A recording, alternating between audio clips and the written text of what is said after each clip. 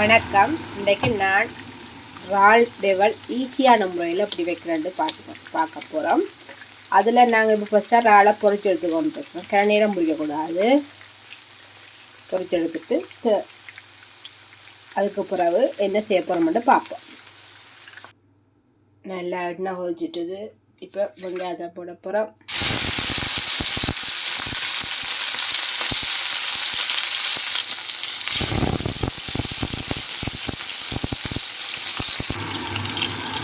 கடுகு, அது பக்கத்தில் பெருஞ்சீரகம், கடுகை வடிக்க விட போகிறேன். கடுகையும் போட்டு பெருஞ்சீரகத்தையும் போட்டுருக்கு. கடுகு கொஞ்சம் வடிக்கணும்.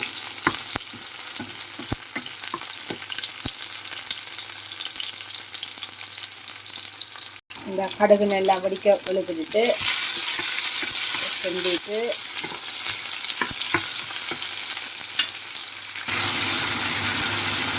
தக்காளி பழம் லீக் போட்டு தேவையான அளவு போட்டுட்டு 2 நிமிஷம் வதங்க வேணும்.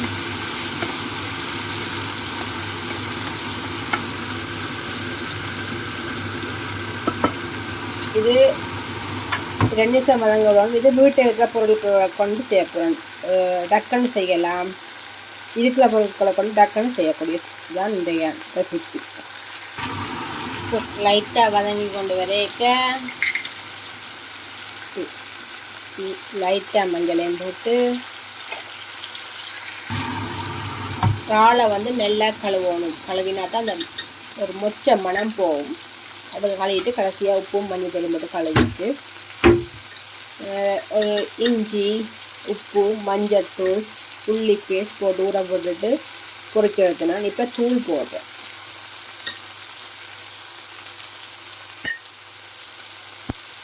தூள் போட்டு கிண்டணும்.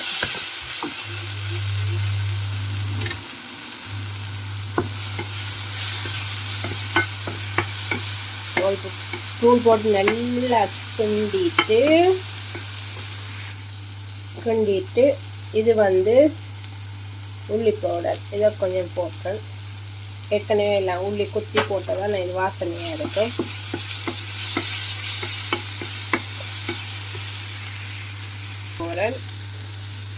இப்போ இது போல இறாலையும் போட்டு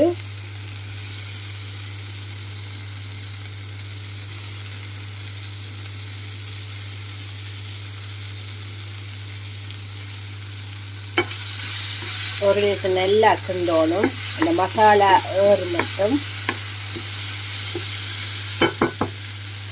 ஒரு நிமிஷம் கிண்டா அந்த மசாலா இது செய்யும், அதுக்குள்ளே போகும்.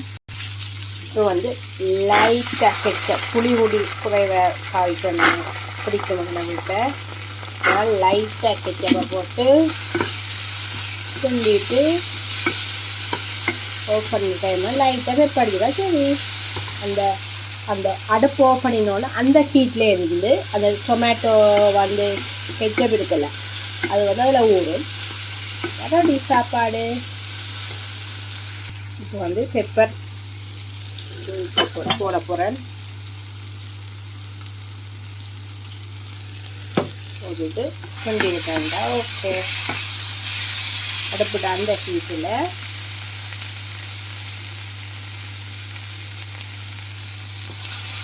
வீட்டில் இருக்கிற பொருட்களை கொண்டு செய்யும் இறால் டெவல். வேணுமெண்டா கூட தக்காளி பழம் அதுகள் எல்லாம் போடலாம் நீங்கள். அது ஃப்ரைட் ரைஸும் செய்ய போகிறோம். இன்றைக்கு ஃப்ரைட் ரைஸ் வச்சு தான் சாப்பிட போகிறேன். நன்றி, வணக்கம். இது இலங்கை முறையில் இலகுவாக செய்யக்கூடியது.